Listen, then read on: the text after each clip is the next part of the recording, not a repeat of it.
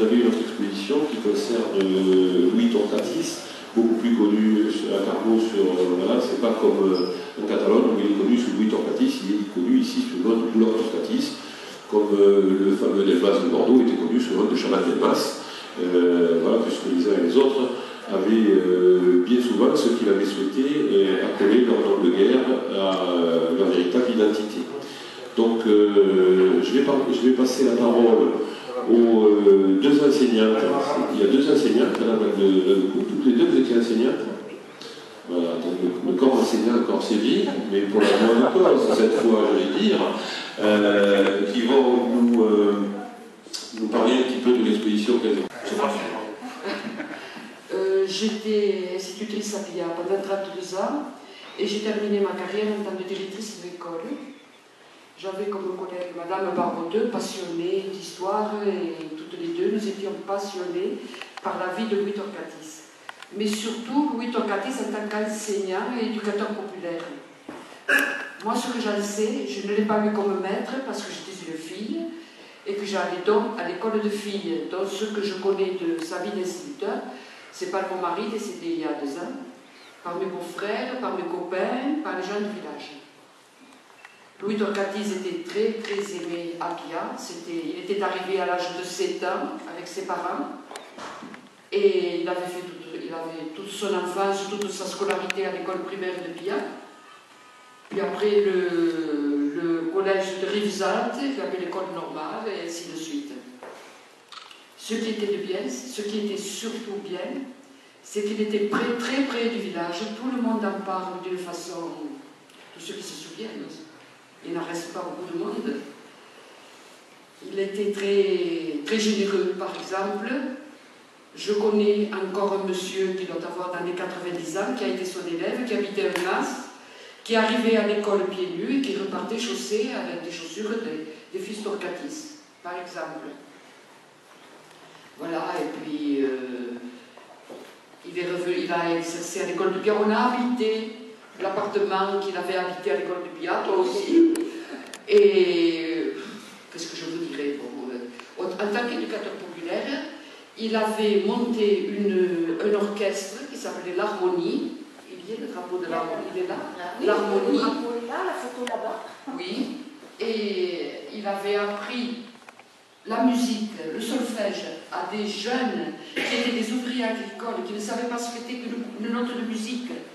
Et patiemment, il avait appris la musique, et c'était la photo liée, c'était voilà, l'harmonie est là. Ils avaient eu un premier prix à Metz, à Monaco. Monaco et à Metz. D'abord à Metz, d'abord, et puis à Monaco. Voilà. Et tout le monde jouait un instrument, bien sûr. Ils connaissaient bien la musique. Et pour financer ces voyages qui étaient très onéreux, il avait monté un groupe de théâtre. Oui, le groupe de théâtre. Soit. Un groupe de théâtre. Non, ça c'est pas le groupe de théâtre. Il est là. Et alors, c'est ça. Et quand moi je vois ces 2 photos du groupe de théâtre, je comprends ce qu'était ce monsieur, parce qu'il y a là des gens de toute tendance religieuse et politique. Je connais le village, je suis du village, ça a été les grands-parents de mes amis. C'était quelqu'un de formidable qui savait réunir autour de lui tout le monde l'adorait, tout le monde l'aimait. Une anecdote, moi quand mon père était très malade et qu'après la classe j'allais chez mes parents, et je lui racontais, pour lui faire passer le temps, je lui racontais ce qui s'était passé à l'école, par exemple, des parents d'élèves répéteurs, des élèves qui s'étaient mal tenus, ils me disaient en catalan. Déjà. Tout ça, ça ne se serait pas passé du temps de Torquatis. Il me disait, ça voulait dire, on le respectait, il avait de l'autorité et on le respectait. Voilà, c'était quelqu'un. Il a laissé un souvenir dans le village formidable. Et il ne reste plus de l'harmonie qu'une seule personne, Paul Sens, qui a 93 ans, et qui nous raconte encore tout ça. Voilà. Moi, je ne l'ai pas eu comme maître, et je vous dirais franchement, je ne l'ai jamais vu. Parce que j'étais une toute petite fille à l'école de filles, et par contre, mon mari, lui, il n'arrêtait pas de m'en parler régulièrement, surtout à la fin de sa vie, parce qu'on avait beaucoup de travail. Voilà, parce que je vous dis, un roseau, chez nous il y a beaucoup de roseaux, des cagnes. Des cagnes. Des cagnes. D'abord c'était ça. Puis après, les parents s'étaient cotisés et ils avaient acheté des pipeaux en fer blanc. Alors les closques, les classés, les abîmés. Alors on a acheté... Les closques, c'est des turbulents, je traduis. Les polissons. Les polissons. Et puis après, alors il a réussi à faire acheter aux parents, tous n'étaient pas fortunés, des pipeaux en bakélite, je crois que c'est. Et il y a peut-être à l'exposition celui de mon mari. Il s'était fait, enfin mon beau-frère il avait fait lui-même l'étui. Or les parents un peu plus fortunés avaient commandé au menuisier des étuis en forme, vous savez, comme les plumiers d'avant avec la tirette, vous savez. Alors beaucoup d'élèves avaient le pipeau dans cette tirette, avec le morceau de flanelle pour essuyer. Mon beau-frère avait fait cet étui en bois. Pour nous, il est précieux.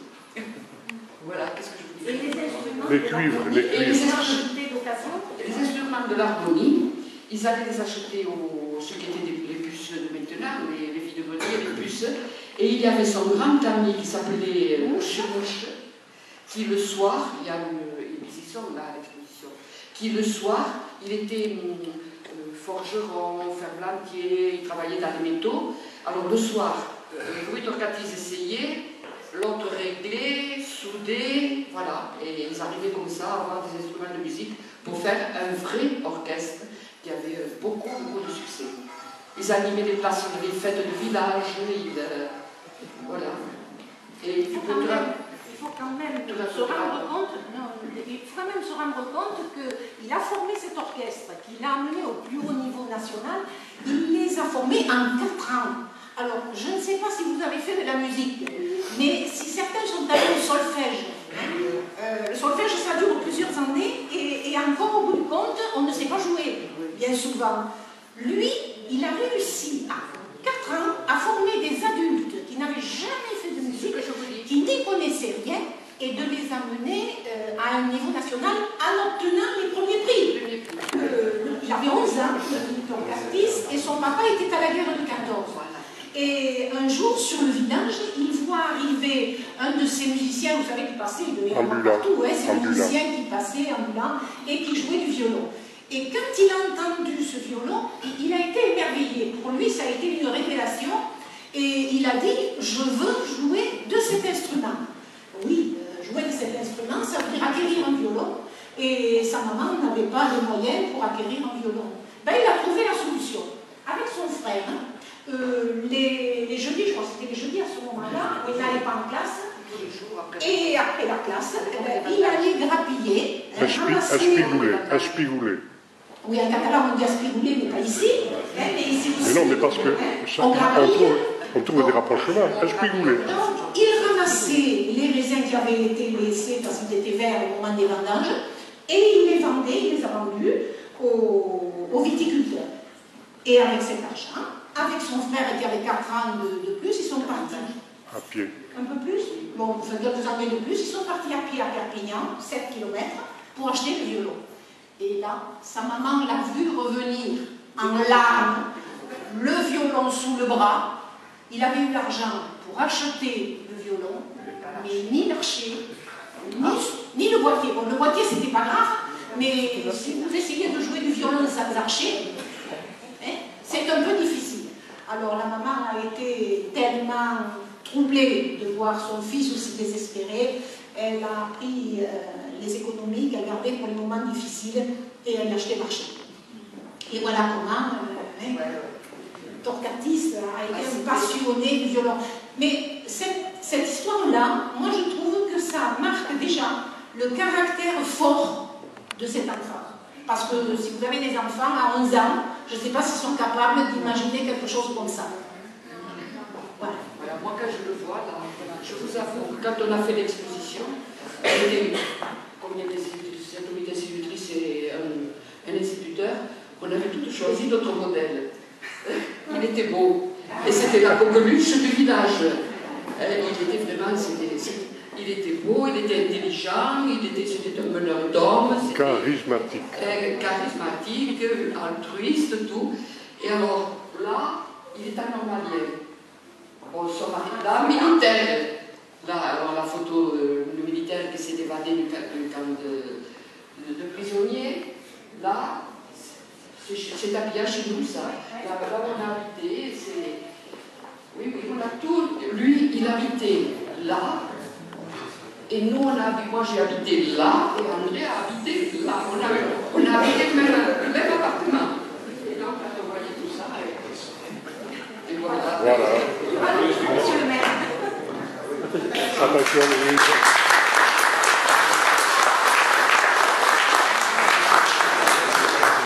On remercie nos amis catalans de nous avoir rejoints au cours de cette journée.